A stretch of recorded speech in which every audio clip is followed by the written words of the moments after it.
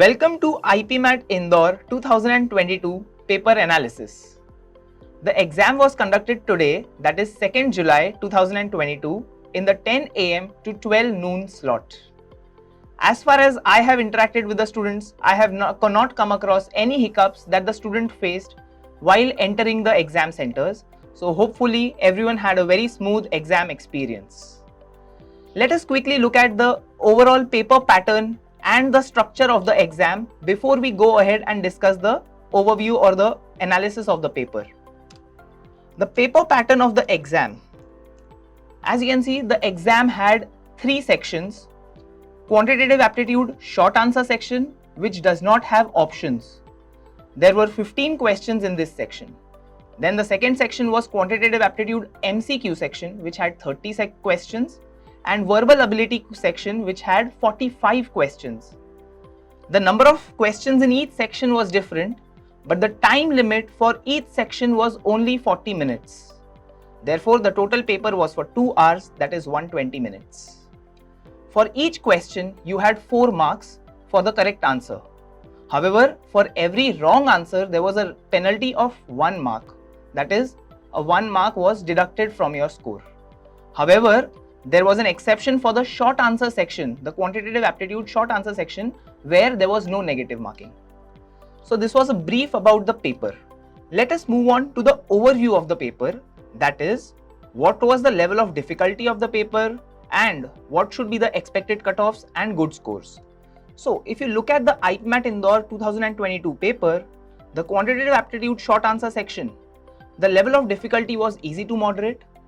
Most of the students whom I interacted with were able to attempt 9 to 10 questions or more than that. I am expecting the cutoffs to be around 20 to 24 marks.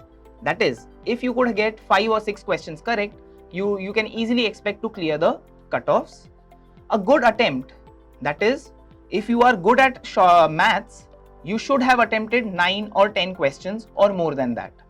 Looking at the quantitative ability MCQ section, most of the students with whom I interacted were able to attempt around 14, 15 or more questions, but they could not attempt, I did not find anyone who could attempt 20 or more questions or 18 or more questions. Probably I am expecting the level of difficulty of this section to be moderate to difficult and the cutoff to be around 28 to 32 marks. The level of difficulty is moderate to difficult mainly because the questions were very lengthy and the students had to scroll through 30 questions to select the appropriate questions that they were supposed to solve. That is why the good score is around 40 only. Moving on to the verbal ability section. Verbal ability had 45 questions and 40 minutes. But the level of difficulty was not very high. The level of difficulty was easy to moderate. Most students were able to attempt 30 or more questions, in fact even higher. I've also come across a few students who were able to touch the 40 questions mark. The expected cutoff can be around 80 to 90 marks and a good score would be around 100 plus with 30 plus attempts. That is, even if you get 26, 27 correct and a few negatives, you could still get 100 plus score. Please keep in mind that there is no overall cutoff or no total cutoff in the IPMAT Indore paper. That is, if you clear all the 3 sectional cutoffs, you will definitely get an interview call. However, for a good chance at the selection after the interview round, a good score in the written test would be around 170 plus. Someone who has attempted 52, 55 questions and got 45 questions correct would have a very strong chance at the selection process at IPMAT Indore this year. Moving on, let us quickly go ahead and do a little detailed analysis of each section. So if you look at the quantitative aptitude short answers section, the level of difficulty was moderate to easy to moderate and the topic wise breakup is somewhat like this. Now keep in mind, this is only on the basis of the first impressions that we've got from the students. A detailed analysis would be provided to you later on our websites and YouTube channels.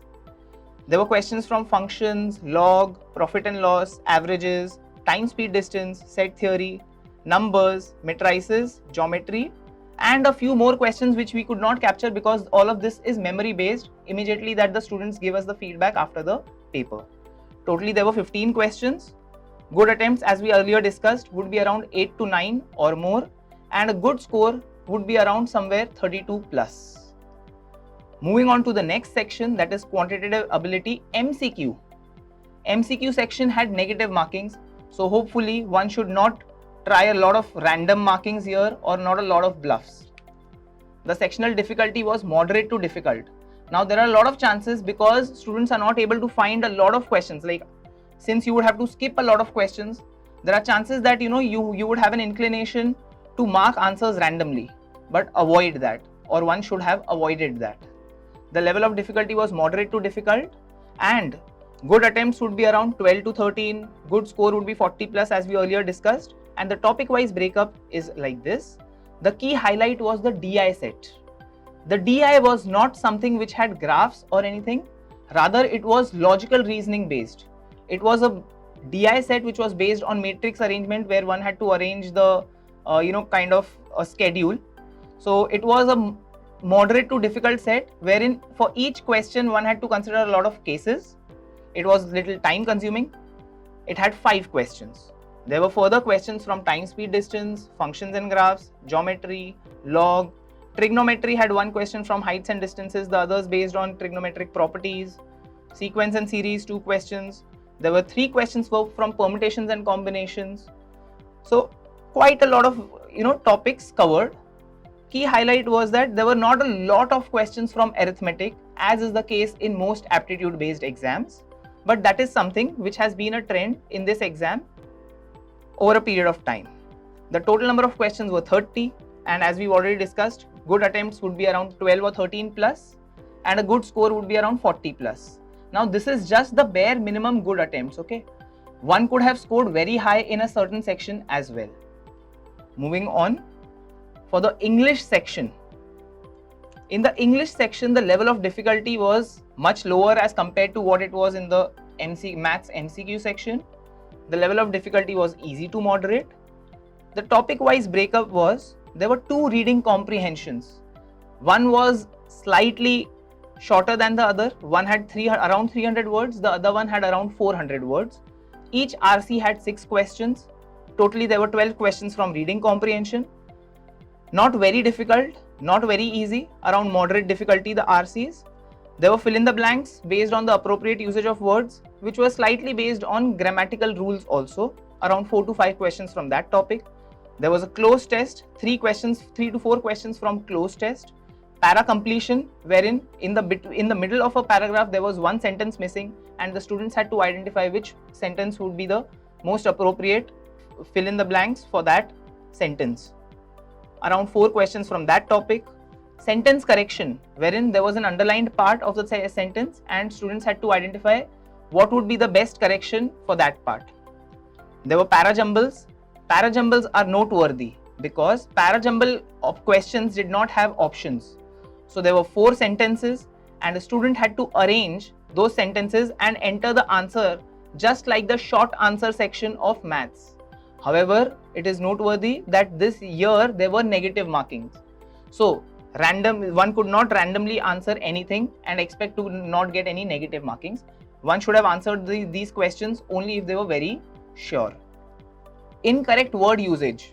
So the same word used in multiple sentences and one had to identify in which sentence the usage is not the appropriate one. And there were some questions based on vocabulary and meanings of words as well. Totally there were 45 questions in this section. The level of difficulty was not very high, and that is why I found a lot of students who also attempted around 35 or more. However, in my opinion, 30 plus attempts would be a good attempt in this section, and if you are getting a score of 100 plus, that would be a good score in this section. A very good score would be somewhere around 120 plus. Moving on, let us do a final overall analysis. So the overall level of difficulty was moderate. Good score would be around 170 plus. Again, I would like to reiterate, it's not a cutoff. This is a good score to have a good chance in the selection process.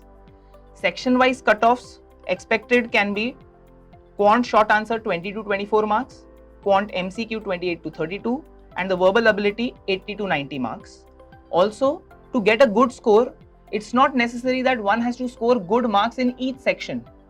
Someone could be very good in maths, they could score high in maths and probably just clear the cutoffs in the verbal ability.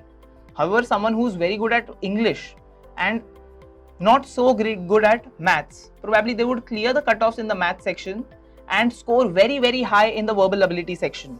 I know students who are expecting scores of around 130, 140 in the verbal section and just 30 in the 40 in the math sections, and they expect to kind of get a good score because of the high marks that they've scored in the verbal ability section. So that would be all for today. I hope this analysis helps you in calming your nerves and basically going ahead for your IPMAT and other exam preparations. Wishing all students the best in their selection process. Thank you.